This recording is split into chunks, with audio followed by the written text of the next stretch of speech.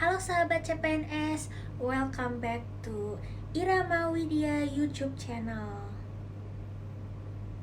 So, kamu pasti udah dapat jadwal ujian SKD-nya kan? Supaya sahabat CPNS persiapannya lebih mantap lagi, yuk simak video penjelasan soal-soal SKD di channel Irama Widya. So, don't forget to subscribe, like, comment, and then hit notification bell supaya kamu gak ketinggalan video-video berikutnya. And don't forget to share this video, okay? Halo sahabat CPNS, gimana persiapan tesnya? Nah, biar makin siap menghadapi tes nanti, kali ini kita kembali membahas beberapa soal tes wawasan kebangsaan atau TWK. Yuk kita mulai. Soal pertama. Salah satu lembaga legislatif di Indonesia adalah Majelis Permusyawaratan Rakyat atau MPR. Berikut ini bukan merupakan wewenang MPR berdasarkan Undang-Undang Dasar Negara Republik Indonesia tahun 1945 adalah keberadaan Majelis Permusyawaratan Rakyat atau MPR diatur dalam pasal 2 dan 3 Undang-Undang Dasar Negara Republik Indonesia tahun 1945. Berdasarkan kedua pasal tersebut, wewenang MPR adalah sebagai berikut. 1. Mengubah dan menetapkan Undang-Undang Dasar. 2. Melantik Presiden dan atau Wakil Presiden. 3. Memberhentikan Presiden dan atau Wakil Presiden dalam masa jabatannya menurut Undang-Undang Dasar. Dan 4. Memilih Wakil Presiden dari dua calon yang diajukan Presiden apabila terjadi kekosongan jabatan Wakil Presiden dalam masa jabatannya paling lambat dalam waktu 60 hari. Berdasarkan pemaparan tersebut, maka jawaban yang tepat adalah C, membentuk undang-undang. Soal kedua. Sesuai dengan nilai-nilai yang terkandung dalam sila keempat Pancasila, Presiden dapat melakukan komunikasi politik dengan Wakil Presiden atau Menteri-Menteri Negara melalui Pancasila memiliki nilai-nilai yang dapat diterapkan dalam praktik penyelenggaraan pemerintahan negara Indonesia. Lembaga-lembaga negara dalam sistem pemerintahan di Indonesia dalam menyelenggarakan jalannya pemerintahan negara mendasarkan pada nilai-nilai yang terkandung dalam Pancasila, termasuk lembaga kepresidenan. Presiden dapat menerapkan nilai-nilai yang terkandung dalam Pancasila dalam menjalankan tugas pemerintahan. Sila keempat Pancasila adalah kerakyatan yang dipimpin oleh hikmat kebijaksanaan dalam permusyawaratan perwakilan. Dalam sila keempat Pancasila ini terkandung nilai kerakyatan yang diwujudkan melalui pembagian tugas dan wewenang dalam pemerintahan. Dengan demikian, jawaban yang tepat adalah A, pembagian tugas dan kewenangan dengan wakil presiden. Soal ketiga. Berikut ini merupakan salah satu contoh peristiwa yang dapat dikategorikan sebagai kasus pelanggaran hak warga negara dalam kehidupan berbangsa dan bernegara sesuai nilai-nilai Pancasila adalah hak warga negara merupakan hak yang dimiliki oleh warga suatu negara dan hanya berlaku bagi warga negara yang bersangkutan. Salah satu hak warga negara adalah hak atas keamanan dan keselamatan. Para pedagang yang menggunakan trotoar untuk berjualan merupakan bentuk pelanggaran terhadap hak warga negara. Mengapa demikian? Karena trotoar diperuntukkan bagi pejalan kaki.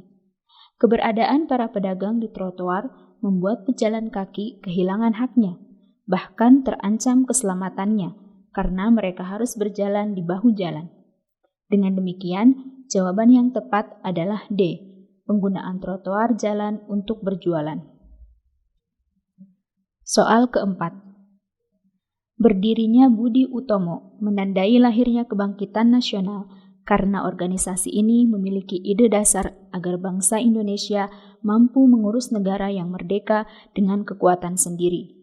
Gagasan Budi Utomo tersebut selanjutnya menggugah dan mendorong lahirnya terbentuknya Budi Utomo pada tanggal 20 Mei 1908 menandai lahirnya pergerakan perjuangan Indonesia yang bersifat organisasi. Gagasan Budi Utomo menggugah dan mendorong lahirnya berbagai organisasi sosial politik yang bertujuan untuk memperjuangkan kemerdekaan Indonesia. Dengan demikian, jawaban yang tepat adalah D.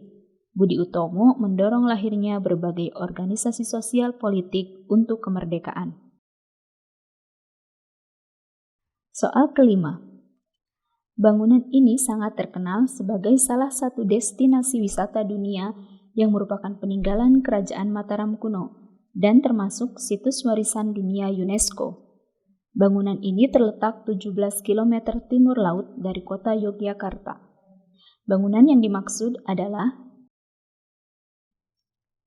dari kelima pilihan jawaban, bangunan yang dideskripsikan dalam pemaparan pada soal adalah Candi Prambanan.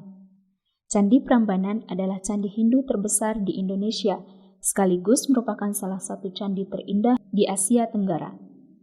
Arsitektur candi ini berbentuk tinggi dan ramping, sesuai dengan arsitektur Hindu pada umumnya, dengan Candi Siwa sebagai candi utama yang memiliki ketinggian mencapai 47 meter menjulang di tengah kompleks gugusan candi-candi yang lebih kecil. Dengan demikian, jawaban yang tepat adalah E. Soal ke-6. Pernyataan yang benar yang menggambarkan hasil kebudayaan dan daerah temuannya adalah untuk dapat menentukan jawaban yang benar, kita harus mengetahui terlebih dahulu informasi mengenai kelima hasil kebudayaan yang terdapat pada pilihan jawaban. Bustanus Salatin merupakan peninggalan sejarah dari Aceh. Adapun kitab sastra Gending merupakan karya sastra adiluhung dari Kerajaan Mataram. Masjid Tumpang 5 atau Masjid Agung Banten berasal dari Kerajaan Banten. Sementara itu, Masjid Atap Tumpang menunjukkan akulturasi budaya dari Kerajaan Demak, dan Lambo adalah kapal khas dari Sulawesi Selatan. Dengan demikian, jawaban yang tepat adalah A. Soal ke-7. Bukti-bukti peninggalan kerajaan Islam di Nusantara yang masih ada sampai sekarang adalah: untuk dapat memilih jawaban yang tepat, mari kita analisis informasi pada setiap pilihan jawaban. Pilihan A salah karena cerita hikayat berasal dari Kerajaan Samudra Pasai, bukan dari Kerajaan Makassar. Pilihan C juga salah karena makam Sultan Malikus Saleh tidak berada di Banten. Pilihan D dan E salah karena kapal pinisi dan Lambo berasal dari Banjarmasin, Kalimantan Selatan, bukan dari Sulawesi Selatan. Pilihan jawaban yang sesuai dengan fakta adalah Masjid Agung Atap Tumpang dari Demak. Dengan demikian, jawaban yang tepat adalah B. Soal ke-8. Cermati penggunaan tanda baca pada penulisan alamat berikut. Kesalahan penggunaan tanda baca titik terdapat pada penulisan yang benar adalah YTH titik Andri Wahyu Setiawan, S titik E titik Kasubag Divisi Marketing PT Dipo Lokomotif Jalan Sidoadi 45 Yogyakarta. Penulisan PT dan Yogyakarta tidak menggunakan titik. Dengan demikian, jawaban yang benar adalah D. Soal ke-9.